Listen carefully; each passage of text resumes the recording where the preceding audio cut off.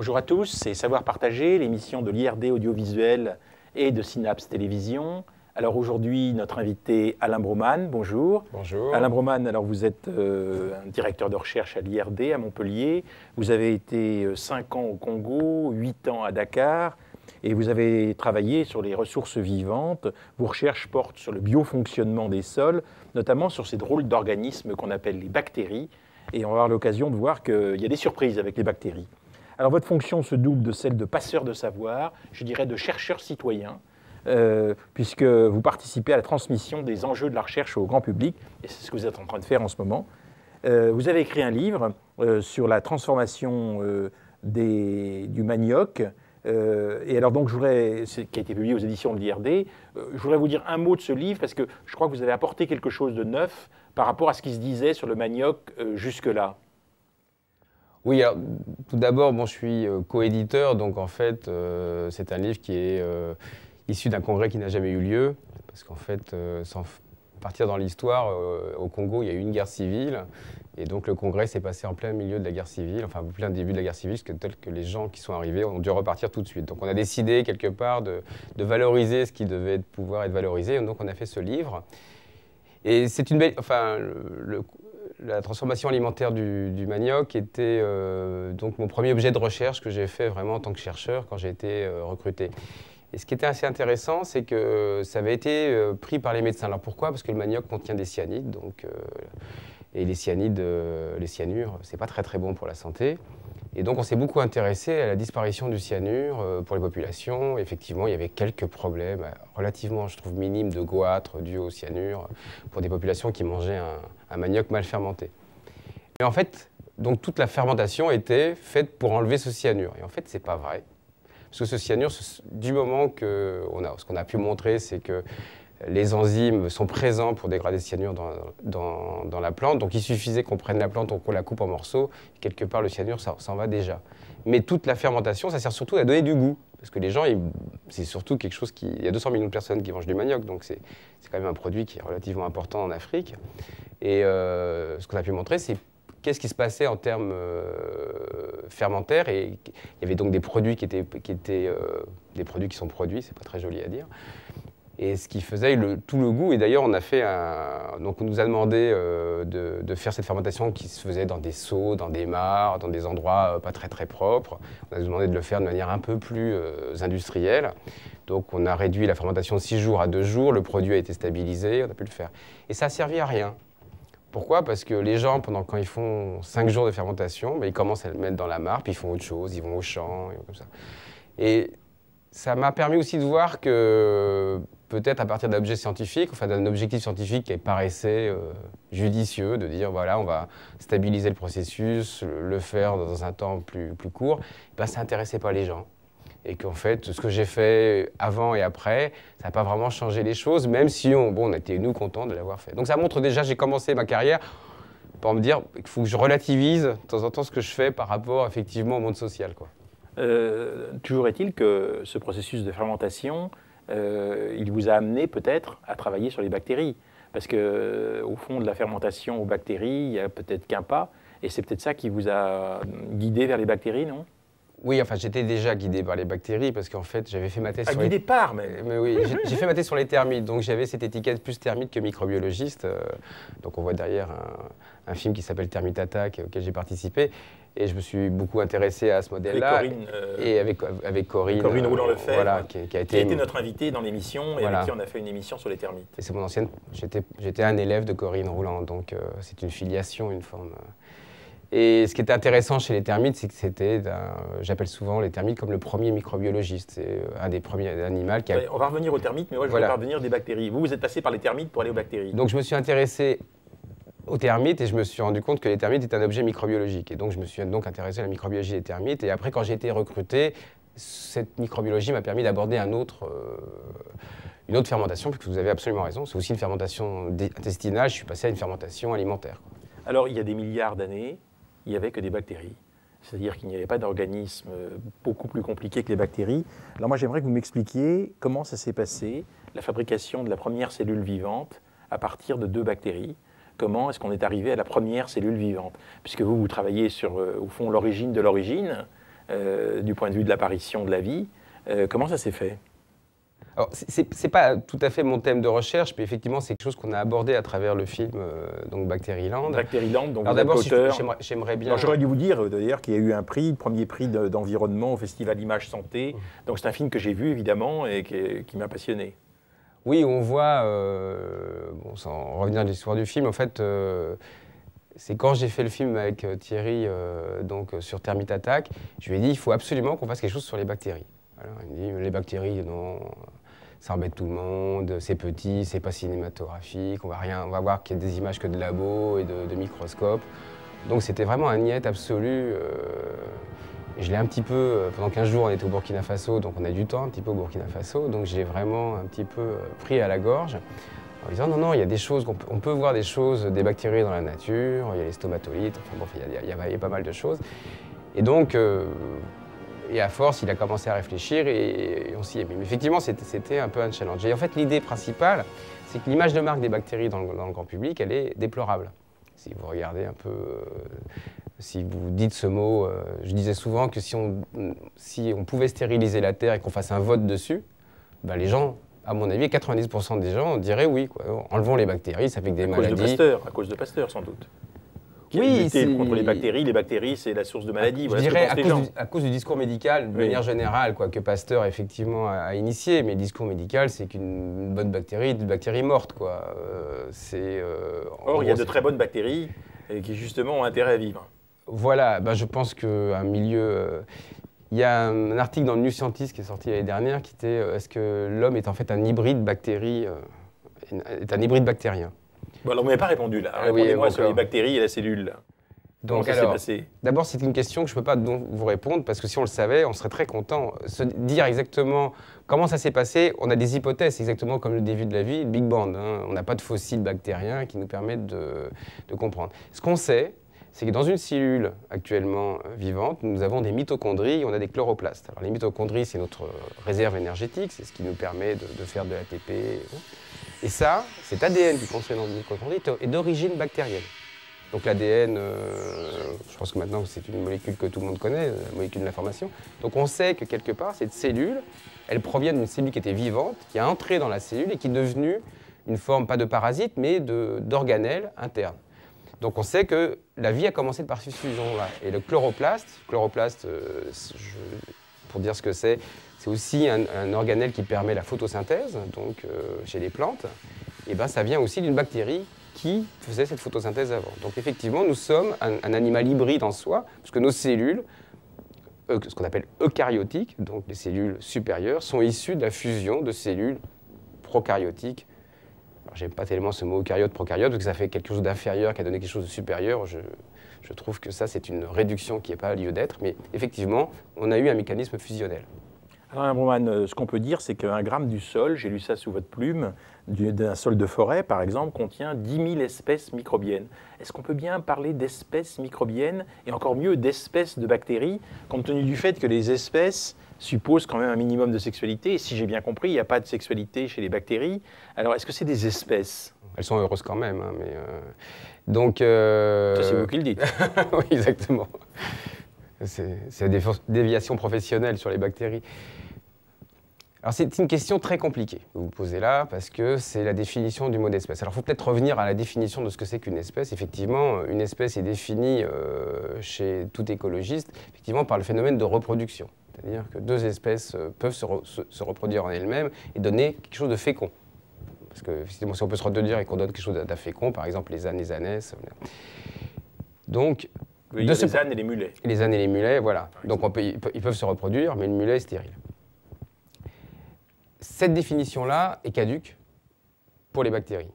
Pourquoi? Parce qu'il n'y a effectivement pas de sexualité. Mais il faut rappeler quand même que dans le monde vivant, la sexualité est plutôt rare. La plupart des végétaux sont parthénogénétiques, c'est-à-dire qu'ils s'auto-reproduisent aussi. Donc le critère de sexualité n'explique pas le phénomène d'espèce en soi. On peut très bien être une espèce et ne pas se reproduire avec les autres. Donc il y a d'autres critères qui font d'une espèce. Mais notamment, c'est aussi son patrimoine génétique.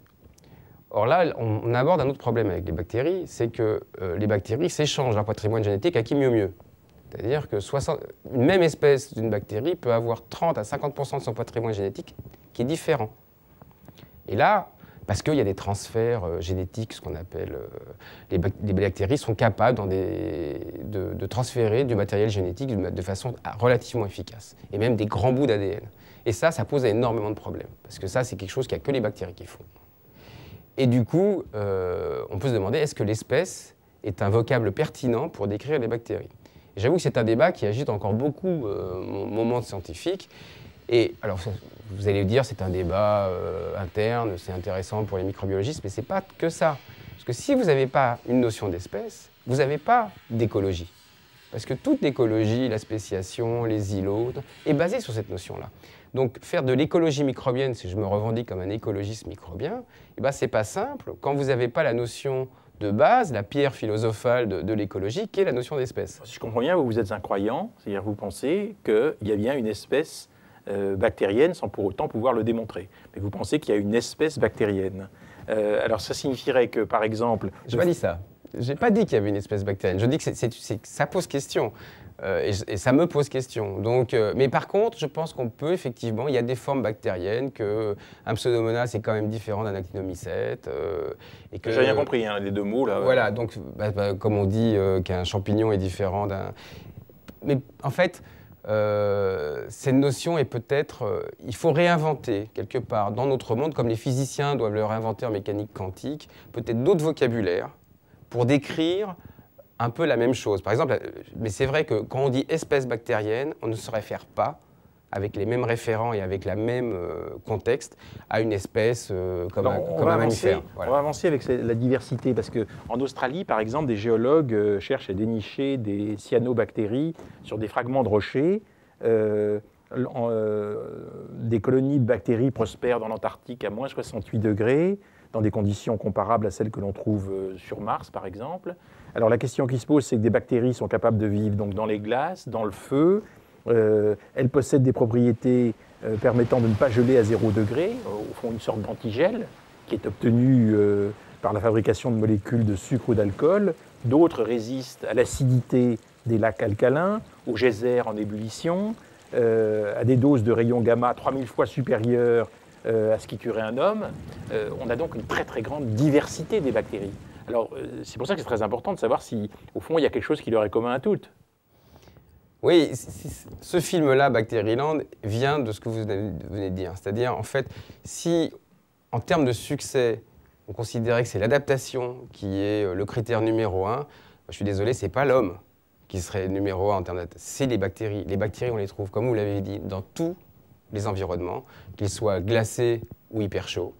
C'est les seules bactéries qui résistent à des conditions extrêmes, que ce soit de température, d'humidité, de pH, d'acidité, je veux dire. Donc, la bactérie est un vrai succès évolutif. Et pourtant, dans l'imaginaire, je reprends, parce que c'est un petit peu, je trouve que c'est un petit peu lourd dans l'esprit actuellement, c'est l'objet archaïque par excellence, la bactérie. La bactérie, c'est ce qui nous a précédés, c'est simple. Et souvent, moi, je commence mes cours avec mes étudiants pour leur dire, si vous avez à définir une bactérie, qu'est-ce que c'est ? Alors les bactéries, ça n'a pas de noyau, les bactéries, ça n'a pas une paroi cytoplasmique, les bactéries, ça n'a pas de double ADN, d'ADN double bras. Et en fait, je leur dis, qu'est-ce qui est commun dans toutes ces définitions-là? Et il n'y a pas. C'est une définition en creux. On ne définit pas la bactérie par ce qu'elle est, mais par tout ce qu'elle n'est pas par rapport au monde, je dirais, qui a succès, enfin, aux eucaryotes, qui eux ont tout ça.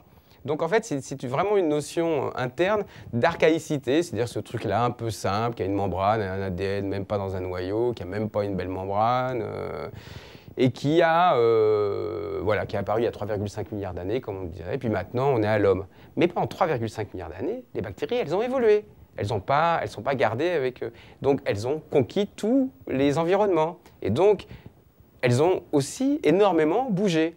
Et donc, on est un animal, on est en face, pas d'un animal, excusez-moi, d'un groupe, d'un phylum, qui est extrêmement adapté, extrêmement efficace dans l'ensemble des transformations. Alors, quand vous dites adapté, je dirais que vous montrez dans votre petit film Bacteriland que ces bactéries possèdent un kit de dépannage capable de reconstituer des fragments d'ADN brisés. et que on peut se poser la question de savoir si on peut parler de fabrication du vivant par les bactéries. Parce que ça revient à la première question que je vous posais tout à l'heure. Est-ce qu'au fond, la méthode d'obtention de nouvelles molécules par les bactéries peut être éventuellement plus efficace que les méthodes chimiques? Alors, il y a presque deux questions là. Votre première question, c'est de dire, vous prenez cette bactérie qu'on appelle Conan d'ailleurs, qui donc est capable de résister à des très forts taux de radiation. Alors, qu'est-ce qui se passe quand il y a une radiation ou quand il y a beaucoup d'UV, comme ça? C'est qu'en général, c'est délétère pour l'ADN. Ça brise l'ADN en multibrins.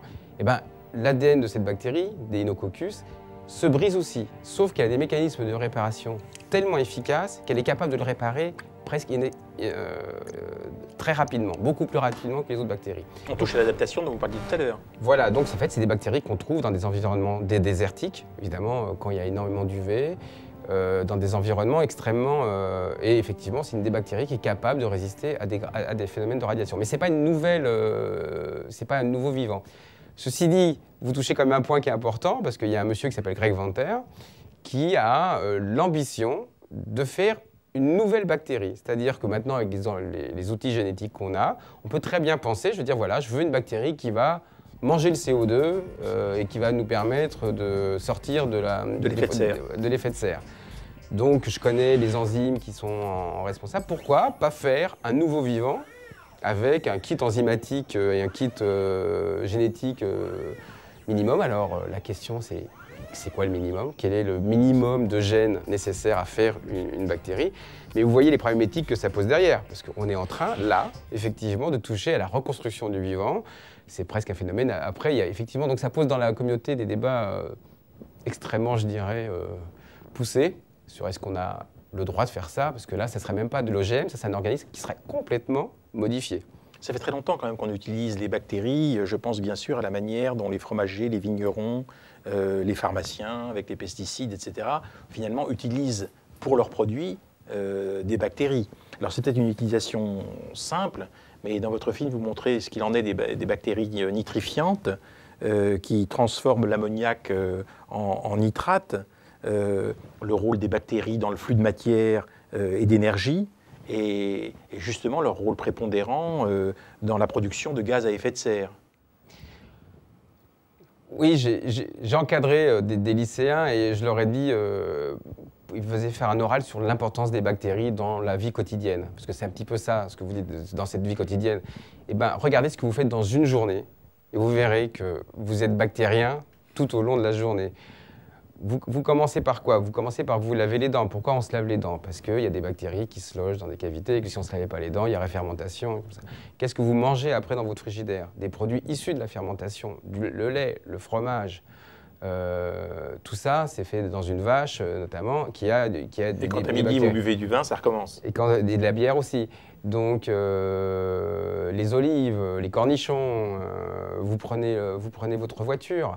La voiture, vous mettez du pétrole. Le pétrole est issu aussi d'un... Enfin, c'est un mécanisme à la fois bactérien et pas bactérien. Mais disons que je pourrais décliner ça. C'est-à-dire que vous vivez en permanence avec un ennemi intime, selon les médecins. Et moi, je dis c'est un ami intime. C'est-à-dire, en fait, il est complètement nécessaire et consubstantiel à votre vie. Dans le tube digestif, vous portez vous-même à peu près 1,5 kg de bactéries sur vous. Et pourtant, on n'arrête pas, à travers les messages publicitaires, de vous dire de vous en débarrasser. Et bien, ces bactéries vous aident à dégrader la salade, vous aident avec le système immunitaire à bien vous porter. Et regardez, quand vous prenez des antibactériens, et ben, vous avez des problèmes digestifs, vous avez des problèmes nutritionnels importants. Donc en fait, voilà, les bactéries participent à l'ensemble du monde vivant. Il n'y a pas de végétaux qui pousseraient sans les bactéries nitrifiantes que vous dites, parce que les plantes, elles prennent du nitrate, et le nitrate, il est produit par les bactéries. Alors j'ai lu quasiment sous votre plume qu'en fait, l'étude des bactéries, les fonctions des bactéries permettaient de savoir ce qu'il en est des conditions dans lesquelles éventuellement on peut apporter des réponses à la question de la fonction de la diversité.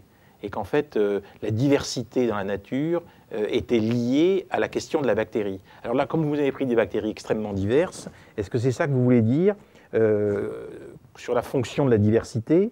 Si on enlève 99% des bactéries d'un sol, celui-ci peut continuer à fonctionner très normalement, dites-vous. Et ça signifie qu'elles sont très redondantes, les bactéries, les unes par rapport aux autres. C'est l'autre débat. Alors, dites-moi ce qu'il en est. Alors, là, je vais me tirer un peu une balle dans le pied, parce que je viens de dire que les bactéries, c'est très important et qu'on en trouve partout. Alors, effectivement, se pose le problème de savoir ce qu'elles font et pourquoi elles sont si nombreuses. Parce que quand vous dites 10 000 espèces, c'est encore plus que ça. On a quasiment, dans 1 gramme de sol, vous pouvez avoir plus d'1 milliard à 10 milliards de bactéries. Et en termes d'espèces, effectivement, entre 10 et 100 000 espèces. C'est ce qui est assez énorme. Vous vous rendez compte le nombre de grammes qu'il peut y avoir dans un sol. Donc on est sur une diversité qui est de l'ordre des étoiles, c'est-à-dire qui est quelque part qui est non calculable et non mesurable. Donc, et on peut se dire à quoi ça sert? Pourquoi une telle diversité dans le monde vivant?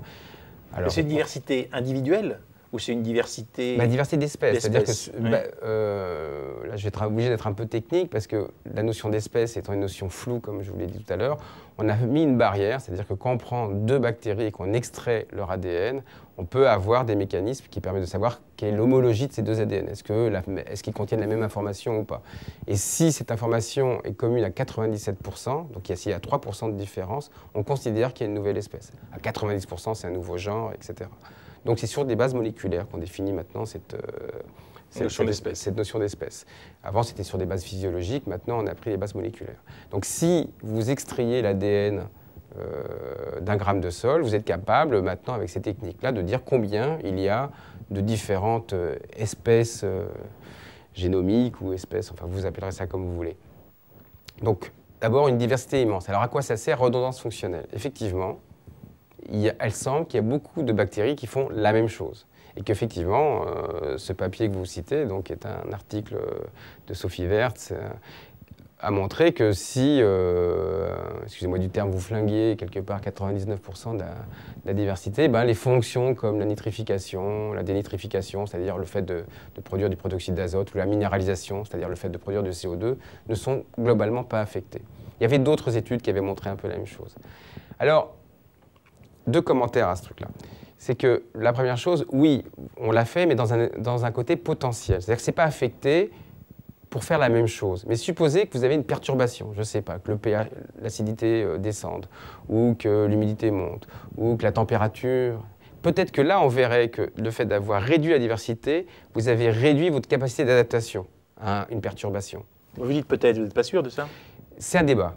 On est en train de regarder, parce qu'il y a des gens qui disent en fait, vu ce que vous venez de dire avec cet article, à quoi ça sert cette diversité? Donc éliminer les bactéries n'est pas un problème. C'est pas un objet, c'est pas une espèce culte comme les éléphants ou les mammouths. Enfin les mammouths ont disparu. Enfin, les gens qui défendent la biodiversité ne commencent pas par défendre la diversité des bactéries. Exactement, on est d'accord. Voilà, donc pour l'instant, et on n'a pas d'éléments, je dirais, factuels pour pouvoir la défendre, pour l'instant, la diversité. Donc c'est quelque chose sur lequel on travaille beaucoup. Alain Baumann, alors maintenant, qu'est-ce qu'il en est des conditions dans lesquelles se rencontrent des bactéries qui sont dans des milieux terres et des milieux aquatiques? Alors il vous est arrivé, d'après ce que j'ai compris, vous qui travaillez plutôt sur les bactéries de la terre, de rencontrer des gens qui travaillent sur les bactéries des milieux aquatiques. Alors qu'est-ce qu'ils ont à se dire, là, ces gens qui travaillent sur ces diverses bactéries? Est-ce que c'est la même chose? J'ai cru comprendre que les bactéries marines sécrétaient des molécules qui pouvaient avoir un rôle thérapeutique, par exemple pour les pestes, pour les choléras, pour la gangrène. Est-ce que c'est exagéré? C'est vrai? Alors que pour les sols, c'est moins évident? Non, je crois d'abord qu'une bactérie est une bactérie, qu'elle soit dans un milieu aquatique ou dans un milieu terrestre, ne change en rien. Ça peut être les mêmes espèces, elles font les mêmes fonctions, donc il n'y a pas de microbiologie aquatique et de microbiologie terrestre. Il n'y a que des chercheurs qui ont fait cette distinction-là, donc c'est une distinction purement formelle. Mais le milieu, quand même, conditionne beaucoup de choses. Il y a un de mes amis qui disait ce qui différencie la terre de la mer, c'est l'eau. Jusqu'à là, on peut être assez d'accord, mais ce n'est pas si évident que ça. C'est-à-dire qu'il y a de l'eau dans le sol aussi. Et donc, en fait, les bactéries vivent toujours dans un milieu aquatique. Il n'y a pas de bactéries qui vivent sans eau. Donc en fait, pour elle, une bactérie qui vit dans un sol va vivre aussi à un moment dans un pore qui va être rempli d'eau, et donc quelque part à sa dimension, qu'elle soit dans la terre ou dans la mer, elle ne voit pas l'immensité de la chose. Donc il n'y a pas de vraie différence. Il n'y a pas de vraie différence. Mais il y a une différence quand on aborde par contre le milieu, c'est que globalement, mes collègues microbiologistes marins ne sont pas tout à fait d'accord avec ça, mais globalement, le milieu aquatique est un milieu beaucoup plus homogène. Bon, il y a des colonnes d'eau, donc en fonction de la profondeur, il y a des choses, mais c'est quand même beaucoup plus homogène. Vous êtes dans un sol, si vous êtes près d'une racine, près d'un pore, tout change, et change à l'échelle du millimètre. Donc on est face à une hétérogénéité extrêmement forte. Donc c'est surtout là-dessus. Et la deuxième quand même chose qui est différente, c'est le rôle des bactéries. Alors quand je dis le rôle est le même, c'est vrai, mais c'est la manière d'appréhender. Dans le milieu marin, la bactérie notamment, pas toute seule, avec les algues, correspond aux producteurs primaires. Donc c'est eux qui font la photosynthèse. Et c'est donc qui sont au début de la chaîne, ce qu'on appelle la chaîne trophique, donc qui vont être mangés par des zooplanctons, qui vont être mangés par des poissons, et tout team. Le producteur primaire dans le milieu terrestre, c'est la plante. Ce n'est plus les bactéries. Donc effectivement, du coup, on n'a pas les mêmes mots. Ce qui est assez intéressant d'ailleurs, qu'on se rencontre, ils parlent de phytoplancton. Nous, c'est un mot qu'on ne connaît pas. Ils parlent de zooplancton. On ne parle jamais de zooplancton dans c'est des objets biologiques qui existent dans les deux milieux. Donc vous voyez que du coup, ça fait deux écoles qui ne se comprennent pas forcément, qui n'ont pas forcément les mêmes contextes théoriques, qui n'ont pas forcément les mêmes appellations. Alors je sais bien que ce n'est pas votre spécialité, mais dans les deux cas, on peut avoir ce rôle thérapeutique dont je parlais tout à l'heure? Oui, alors excusez-moi, c'est vrai que je n'ai pas répondu à la fin de votre question. Oui, comme les bactéries sont les mêmes, on trouvera les mêmes. Et actuellement, on s'excite beaucoup sur des mots comme métagénome ou des choses comme ça. Peut-être que des gens... Parce qu'on va trouver dans le sol, comme il y a une telle diversité, on va supposer trouver des enzymes ou des nouvelles molécules qui auront ces aspects à la fois thérapeutiques ou pour le génie chimique, choses comme ça. Là, il n'y a aucune spécificité, sauf que dans l'eau, c'est un milieu très riche aussi et que c'est plus facile d'aller les trouver, c'est tout. Alors donc, avec Corinne Rouland-Lefebvre, on avait parlé de la question des termites dans cette émission, et notamment de l'utilité des bactéries originales qui sont contenues dans leur tube digestif. Alors là-dessus, vous avez travaillé. Je voudrais vous demander si on peut rêver de dépolluer le sol à l'aide de termites humivores qui digéreraient les produits polluants grâce à ces bactéries. Alors, c'est une question difficile parce que, en fait, ce que je vous ai dit tout à l'heure, un petit peu on a effectivement isolé des bactéries avec des capacités intéressantes dans le tube digestif des termites. C'est vrai que le tube digestif des termites, c'est un milieu pour un microbiologiste assez idéal. Parce que d'abord, vous pouvez disséquer un tube digestif. Un bovin, c'est quand même plus compliqué, ou un homme. Donc il n'y a pas de Brigitte Bardot qui défend les termites, donc ça nous facilite la chose. En tête, je crois que j'en ai disséqué 10 000. Et personne ne vous a jamais traité d'assassin de termites? Non, pour l'instant ça va. Et donc, et puis effectivement, c'est un milieu où chaque fois que j'ai essayé de trouver quelque chose, je l'ai trouvé, quoi. C'est un milieu extrêmement riche, extrêmement divers, parce que les termites mangent de tout. Les termites, ils mangent du bois, ils mangent du sol, ils mangent des résidus végétaux. Donc ils ont des communautés microbiennes qui sont adaptées à la dégradation de ces différents composés. Mais elles digèrent, elles dégradent une part de l'humus. Elles digèrent, elles dégradent une part de l'humus, et encore on ne sait pas très bien ce qu'elles font, parce que ça, l'humus, c'est une matière qui est chimiquement pas tout à fait bien définie. Donc il y a beaucoup de choses dans l'humus, il y a des protéines, il y a des sucres. C'est surtout extrêmement compliqué à digérer parce qu'extrêmement protégé.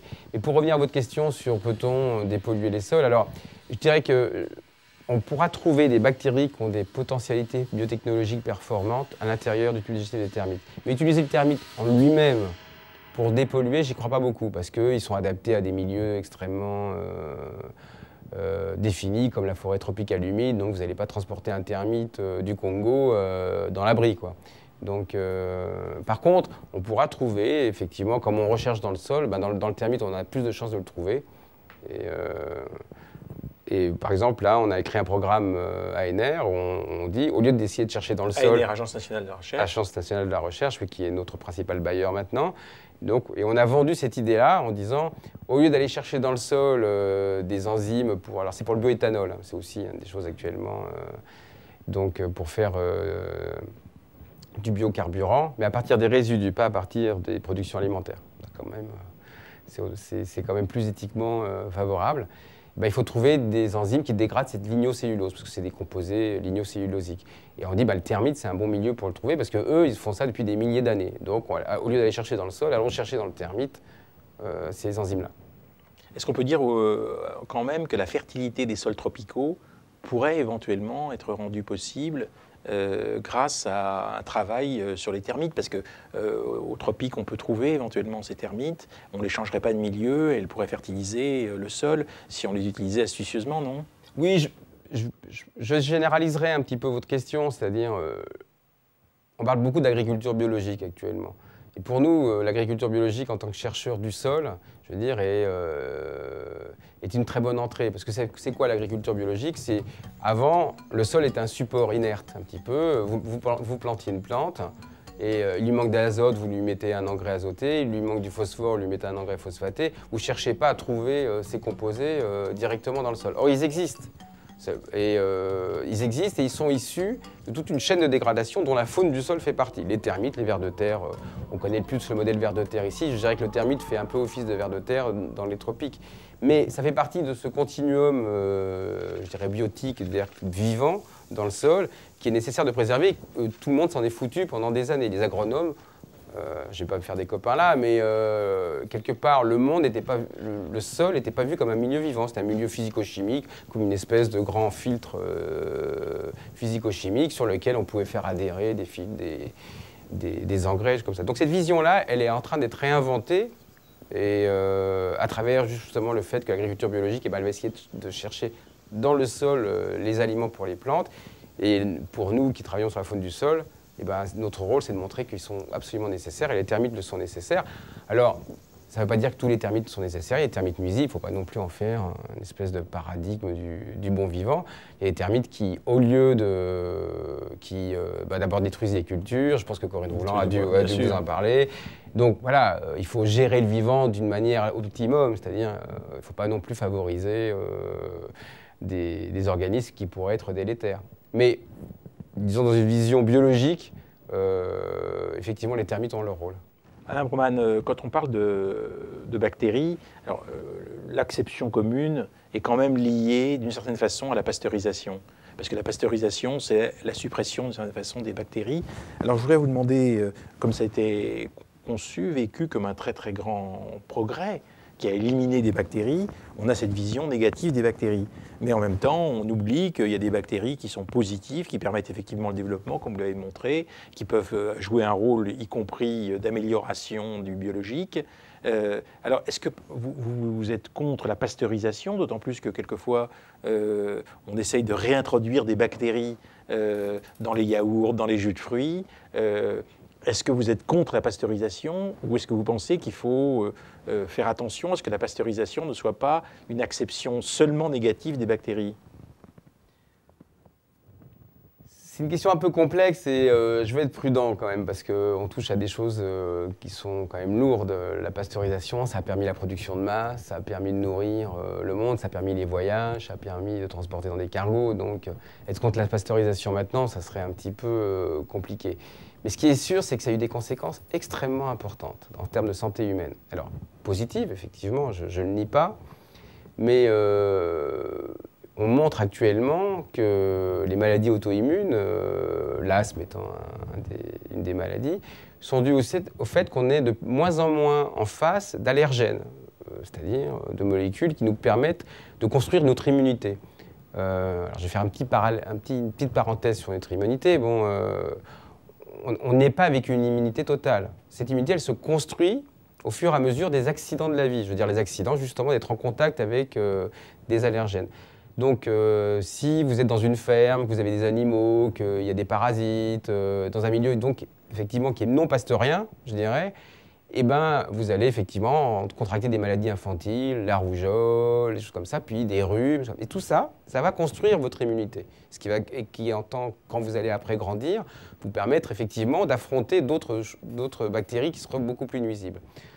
En pasteurisant le monde comme on l'a fait, on a effectivement diminué cette interaction et du coup, on est en face de réactions où le corps se combat lui-même. Autant dire que vous militez pour qu'on réingère des bactéries pour essayer, au fond, de s'immuniser à long terme, à moyen terme, et pas seulement se protéger à court terme. Oui, alors militer est peut-être un grand terme, mais je pense, et maintenant beaucoup de gens le disent, on a un peu prêché dans le désert au départ, parce que les médecins étaient absolument contre, mais il y a beaucoup de médecins maintenant qui ont fait ce constat-là. Et quand un médecin vous donne, après une opération, à manger des yaourts, c'est bien parce qu'il veut reconstituer Exactement. votre flore intestinale. Il veut reconstituer votre flore intestinale parce qu'il sait très bien qu'il faut qu'il y ait des bactéries dans votre intestin. Voilà, mais le terme, par exemple, chez un médecin de communauté microbienne était un mot absolument imperméable.